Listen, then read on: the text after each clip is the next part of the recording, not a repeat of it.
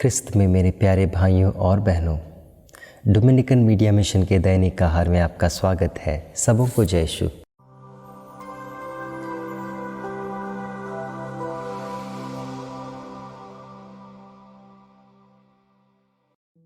पहली बात, सामान्य काल के अंत होने तक और आगमन काल के प्रारंभ होने के पहले माता कलीसिया एक महापर्व को मनाती है, जिसे हम कहते हैं राजा राजेश्वर का पर्व। अंग्रेजी में कहते हैं Christ the king, the feast of Christ the king.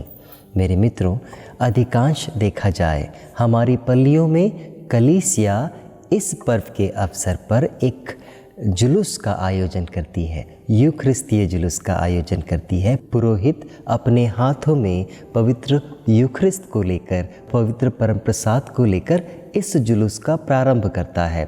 हजारों की संख्या में लोग इसमें भाग लेते हैं। प्रश्न यह उठता है कि इस दुनिया में सबसे पहला व्यक्ति कौन है जिसने इस यूखरिस्तीय जुलूस का प्रारंभ किया था? आपको शायद आश्चर्य होगा, यह व्यक्ति और कोई नहीं बल्कि माता मरियम है। पुरोहित क्या करता है? पुरोहित परम प्रसाद को, यूखरिस्त को अपने हाथ में लेकर इस जुलूस में भाग लेता है। माता मरियम ने क्या किया? उसने यूखरिस्त को अपने हाथों में नहीं लिया बल्कि अपने गर्भ में धारण किया। गर्भ में धारण कर वो अपने घर से निकलकर एलिजाबेथ के घर जाती है। क्या ये किसी यूखरिस्तीय जुलूस से कम था? बिल्कुल भी नहीं। दूसरी बात जो मैं आपसे कहना चाहता हूँ वो ये है, यदि मैं आपके कपड़े में आग लगा दूँ और आग भड़क उठी है तो आपकी प्रतिक्रिया क्या होगी? क्या आप वहाँ चुपचाप बैठे रहोगे या बिस्तर पर लेटकर आराम करोगे?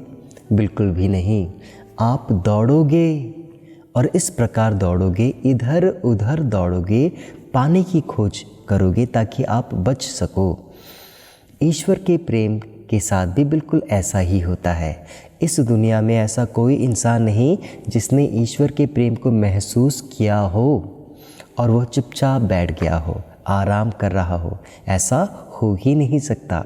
यदि आपने ईश्वर के प्रेम को महसूस किया है तो आप इसी क्षण अपने घर के बाहर जाओगे, औरों तक पहुंच पाओगे और साथ ही साथ सेवा भावना को लेकर औरों तक ईश्वर के प्रेम को देने की कोशिश करोगे।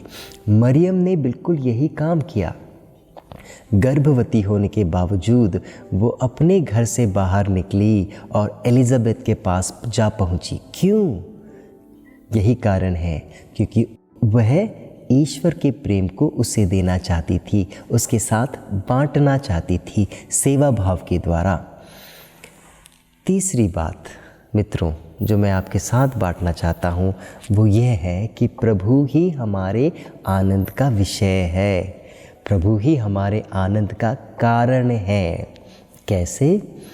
चाहे दुख हो, चाहे संकट हो, चाहे बीमारी हो या मौत हो, जो आनंद है वो सही ख्रिस्तीय जीवन का एक गुण है, सच्चे ख्रिस्तीय का गुण है।